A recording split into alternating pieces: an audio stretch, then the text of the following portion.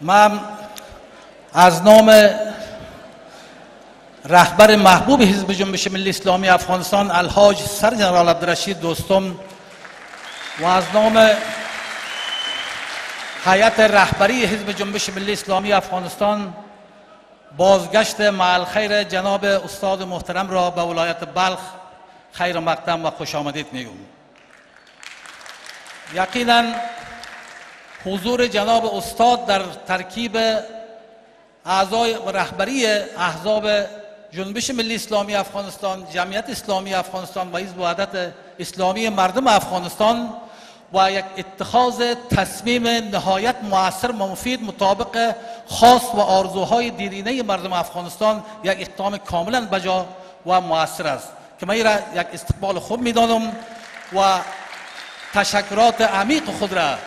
در مورد این تصمیم گیری از نام رهبر حزب جنبش ملی اسلامی افغانستان محترم الحاج سر جنرال عبدالرشید دوستم ابراز میکنم.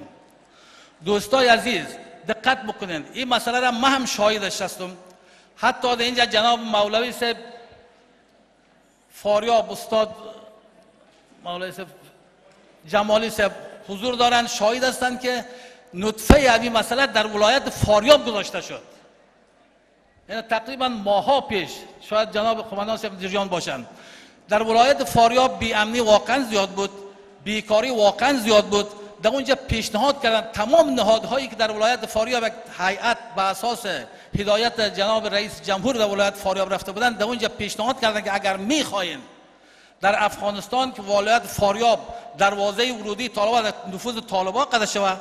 و کار بر مردم افغانستان میسر شود، بناهن رئیس جمهور افغانستان یک نشستی را تحت نظر خودشان با رهبری احزابی که در اونجا موثر هستند، حزب جنبش ملی اسلامی افغانستان، حزب جمعیت اسلامی افغانستان، حزب وحدت اسلامی مردم افغانستان، باید یک مذاکره دوام بدن و یک واقعا یک اتحاد واقعی، یک صمیمیت به که تا مردم از این نابسامانی ها، از این بی امنیتی ها نجات پیدا بکنند. ما برای شما عرض میکنیم بارها تعقیب شد این مسئله، از طرف دولت، از طرف حکومت، از طرف شخص رئیس جمهور اجراات نشد. از جانب معاون اول ریاست جمهوری جناب صاحب دوستم که من مسئولیت پیشبرد و وظیفه حزبی را داشتم، هدایت داده شده بود با ترکیب با جناب ربانی صاحب وزیر صاحب خارجه با جناب مسعود مذاکراتی داشتن در این مورد ماها پیش و در اونجا وقت کاملا موافق بودن. پیشنهاد ما چی بود؟ پیشنهاد ما طوری بود که ما گفتیم در حزب جمعیت اسلامی افغانستان جناب استاد تاثیرشان واقعا برازنده است. ما گفتیم ما جناب استاد باید این مذاکرات کاملا شرکت بکنیم. یک شخصا پیشنهاد هم هیئت بود. به این ترتیب به جناب آقای محقق هم رقم استاد محقق هم چنان بنابراین ما یک بار دیگر از نام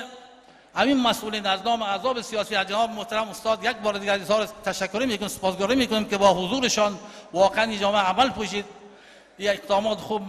جامعه عمل پوشید. امیال این وجود هم برای شما میتونم که ما در 34 ولایت افغانستان دفاتر حزب جنبش ملی اسلامی افغانستان فعال داریم. در ترکیب از نورستانی است، پشه‌ای است، پشتون است، تاجک است، خب ازبک، ترکمن، به هر چه تمامشان بی صبرانه انتظار دارند که چه وقت هیئت محترم اعضای رهبری شورای ائتلاف نجات ملی افغانستان تصمیم میگیرند که تا مسئله اعلان شود ما از او استقبال مجالس خوب سازماندهی بکنیم و همه با یک زبان با یک قاطعیت از حمایت میکنند. یک بار دیگر از اشتراک همه شما و از استقبال گرم شما و از حمایت شما از این جبهه، از این شورای نجات، ما از نام رهبری حزب جنبش ملی اسلامی افغانستان و از نام شخص